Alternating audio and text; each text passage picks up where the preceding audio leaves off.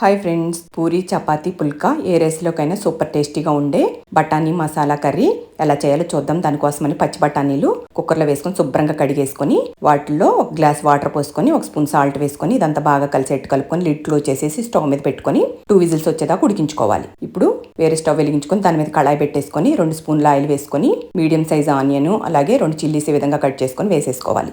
కొద్దిగా అలా వేగాక 2 ఇంచుల అల్లాన్ని ఈ విధంగా కట్ చేసుకొని వేసుకోవాలి. కొన్ని వెల్లుల్లి రెబ్బలు, కొన్ని జీడిపప్పులు కూడా వేసుకొని ఆనియన్స్ కొంచెం సాఫ్ట్ అయ్యేదాకా వేయించుకోవాలి. ఇప్పుడు ఇందులో ఒక పెద్ద టమాటాని ఇట్లా కట్ చేసుకొని వేసేసుకోవాలి. 1 స్పూన్ సాల్ట్ కూడా వేసుకొని టమాటా ముక్కలు సాఫ్ట్ అయ్యేదాకా లిడ్ క్లోజ్ చేసేసి 5 మినిట్స్ ఉడికించుకోవాలి. 5 మినిట్స్ తర్వాత లిడ్ ఓపెన్ చేసి బాగా కలుపుకొని స్టవ్ ఆఫ్ చేసేసుకుని పూర్తిగా చల్లారిపోయాక మిక్సర్ జార్లో వేసుకొని పేస్ట్ చేసుకొని పక్కన పెట్టుకోవాలి. బఠానీలు ఉడికిపోయినండి, వీటిని కూడా పక్కన పెట్టేసుకొని అదే కళాయి మళ్ళీ స్టవ్ మీద పెట్టేసుకొని 2 స్పూన్ల నెయ్యి, 1 స్పూన్ ఆయిల్ వేసుకొని బిర్యానీ ఆకు, దాల్చిన చెక్క, యాలక్కాయలు, లవంగాయ వేసేసుకొని 1 స్పూన్ పసుపు, 1 స్పూన్ కారం, 1 స్పూన్ జీరా పొడి, 1 స్పూన్ ధనియా పొడి వేసేసుకొని ఇదంతా బాగా వేయించుకోవాలి. ఇప్పుడు ఇందులో కొద్ది కరివేపాకు కూడా వేసుకొని ఇందాక మిక్సీ పట్టుకున్న పేస్ట్ అంతా అందులో వేసేసుకొని దగ్గర పడేదాకా ఉడికించుకోవాలి. ఈ విధంగా ఆయిల్ పైకి తేలేదాకా ఉడికించుకొని ఒకసారి అంతా కలిసేట్టు కలుపుకొని ఉడికించుకున్న బఠానీలు వాటర్తో సహా అందులో వేసేసుకోవాలి. ఇప్పుడు సాల్ట్ సరిపోయిందో లేదో చూసుకొని కొద్ది కొత్తిమీర వేసుకొని మళ్ళీ అంతా బాగా కలిసేట్టు కలుపుకొని ఒక 5 మినిట్స్ ఉడికించుకోవాలి. అంతే, ఎంతో టేస్టీగా ఉండే బఠానీ మసాలా కర్రీ రెడీ అయిపోయిందండి. సూపర్ టేస్టీగా ఉంటుంది.